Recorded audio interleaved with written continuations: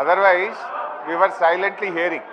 So ఒకటి sir, రెండు అవును మరి మీరే సార్ గౌరవ శాసనసభ్యులు హరీష్ రావు గారు తెలుసు, పార్లమెంటరీ అన్పార్లమెంటరీ వర్డ్స్ ఏందో తెలుసు.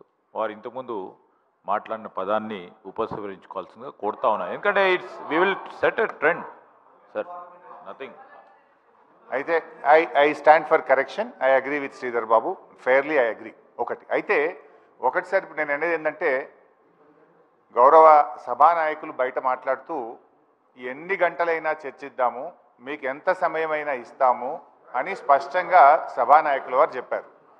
ఇంత మంచి ఇంపార్టెంట్ సబ్జెక్ట్ మీద 30 నిమిషాలు మాట్లాడడం అంటే అది అయ్యే పని కాదు. I require at least 2 hours. I request honourable speaker, at least give us 2 hours time, number 1. Number two, గౌరవనీయులైన ఇరిగేషన్ శాఖ మంత్రి గారు కానీ గౌరవనీయులైన ఇతర మంత్రులు, ముఖ్యమంత్రి గారైనా ఏదైనా మాట్లాడాలనుకుంటే నోట్ చేసుకోమనండి. నాకేదన్నా క్లారిటీ ఇవ్వాలనుకుంటే నేను మాట్లాడడం అయిపోయిన తర్వాత వాళ్ళు మాట్లాడితే అది బాగుంటుంది సార్. ఏమవుతుందంటే ప్రతిసారి మేము మాట్లాడినప్పుడు సడన్గా వాళ్ళు లేచి ఏదో ఒక విషయాన్ని, కొత్త విషయాన్ని మా మీద జల్తారు. నేను దానికి కౌంటర్ ఇచ్చే ప్రయత్నంలో ఏం జరుగుతుంది అంటే నా సబ్జెక్ట్ టైం అనేటువంటిది తగ్గిపోతూ ఉంది. ఇప్పుడు సబ్జెక్ట్ మీద మాట్లాడితే ఇబ్బంది లేదు, కానీ వాళ్ళు ఏం చేస్తున్నారంటే టు డీవియేట్, వాళ్ళు వేరే టాపిక్ని తెస్తూ ఉన్నారు. ఐ సిన్సియర్లీ రిక్వెస్ట్, ఒకవేళ ఇంటర్ఫియర్ అయ్యేది ఉంటే ఇరిగేషన్ మినిస్టర్ గారినో, సీఎం గారినో, ఎలియా మినిస్టర్ గారిని ఇంటర్ఫియర్ గమ్మనండి. కానీ ఏ మంత్రి గారైనా, ఏ సభ్యుడైనా లేచి ఇంటర్ఫియర్ అయిపోతే ఏమవుతుందంటే సబ్జెక్ట్ మీద ఒక క్వాలిటేటివ్ డిస్కషన్ జరగడానికి అవకాశం ఉండదు. So I request sincerely through you the government, so please let them not interfere. నాది అయిపోయేదాకా కూడా దయచేసి ఇంటరప్ట్ చేయొద్దని మీ ద్వారా వారిని విజ్ఞప్తి చేస్తాను. అయితే అధ్యక్ష, హరీష్ రావు గారు, ఎస్ సార్, మీరు సీనియర్ సభ్యులు, ఎల్ఏ మినిస్టర్గా కూడా పనిచేశారు.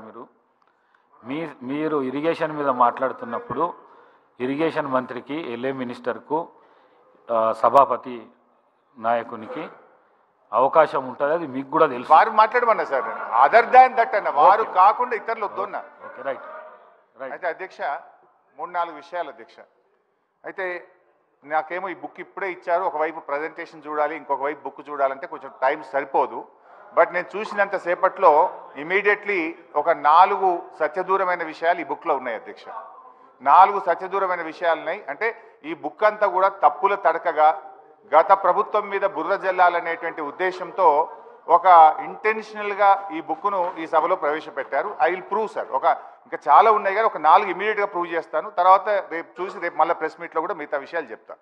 అయితే అధ్యక్ష, పాయింట్ నెంబర్ 1, పేజ్ నెంబర్ 16 మంత్రి గారు చూసుకోండి. Page number 16.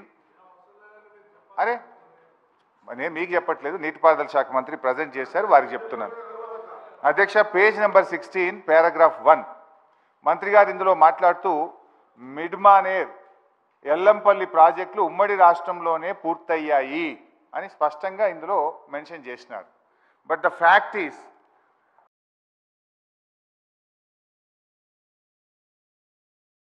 లో నీటిపారుదల శాఖ మంత్రిగా పదవీ బాధ్యతలు చేపట్టిన నాటికి మిడ్మానేర్లో 2014లో నేను పదవీ బాధ్యతలు చేపట్టే నాటికి మిడ్మానేర్లో జరిగిన వాల్యూ ఆఫ్ వర్క్స్ 106 కోట్లు. ఆ తర్వాత మా ప్రభుత్వం అధికారంలోకి వచ్చిన తర్వాత 775 కోట్ల రూపాయలు ఖర్చు పెట్టి 3 ఏళ్ల తర్వాత మిడ్మానేర్ ప్రాజెక్టును పూర్తి చేయడం జరిగింది. అంటే ఇంత పచ్చిగా సత్యదూరమైనటువంటి విషయాలను మా ప్రభుత్వంలో పూర్తి చేశారని చెప్పారు. This is false number 1. ఇకపోతే అధ్యక్ష, రెండో విషయానికి వస్తే, ఇందాక నేను అదే ఛాలెంజ్ చేసిన, ఒకవేళ మిడ్మానేర్ కానీ మీ సమైక్య రాష్ట్రంలో మీ కాంగ్రెస్ పాలనలో పూర్తయి ఉంటే నేను ఎమ్మెల్యేగా రాజీనామా చేసి మళ్ళీ ఈ సభలో అడుగు పెట్టను అని కూడా ఛాలెంజ్ చేసిన నేను. సో అదే సందర్భంలో నేను మిమ్మల్ని మైక్ అడిగితే మీరు నాకు ఇవ్వలేదు. సో ఇంత పచ్చి అబద్ధాలు మాట్లాడకూడదు. Point number 1. పాయింట్ నెంబర్ 2, ఖర్చులు వర్సెస్ ఆయకట్టు. ఖర్చులు వర్సెస్ ఆయకట్టులో ఈ బుక్కులోనే 2 చోట్ల 2 రకాలుగా చెప్పినారు. అసలు విషయం ఇంకా వేరే ఉంది. బట్ ఈ బుక్కులోనే 2 చోట్ల 2 రకాలు చెప్పారు. పేజ్ నెంబర్ 8లో ఈ బుక్లో ఏం చెప్పారంటే, పేజ్ నెంబర్ 8 టేబుల్ నెంబర్ 2.1 ఇందులో ఏం చెప్పారు అంటే అప్ టు 1956 అంటే 2014కు ముందు మొత్తం కలిపి ఏం చెప్పారంటే 57,79,000 ఎకరాలకు నీళ్ళు ఇచ్చాము, ఖర్చు 54,234 కోట్లు ఖర్చు పెట్టాము అని ఈ పేజ్ నెంబర్ 8లో చెప్పారు. 54,234 కోట్లు ఖర్చు పెట్టి 57,79,000 ఎకరాలకు నీళ్ళు ఇచ్చామన్నారు. మరి ఇదే బుక్లో పేజ్ నెంబర్ 37 చూడండి. పేజ్ నెంబర్ 37లో ఏం చెప్పారంటే, పేజ్ నెంబర్ 37లో 1956-2014 వరకు ఉమ్మడి ఆంధ్రప్రదేశ్లో తెలంగాణ ప్రాంతంలో నీటిపారుదల ప్రాజెక్టులపై 54,234 కోట్లు ఖర్చు పెట్టి 41,76,000 ఎకరాలకు నీరు అందించాం. ఇక్కడనేమో 41 లక్ష చెప్పారు, ఇక్కడనేమో 57,79,000 ఎకరాలకు నీళ్లు అందించామని ఒక పుస్తకంలో రెండు ఫిగర్లు డిఫరెంట్ ఫిగర్స్ కోట్ చేసినారు. అయితే అమౌంట్ వస్తే అంతకంటే ముందు నిజాం సమయంలో కట్టిన ప్లేస్ అది.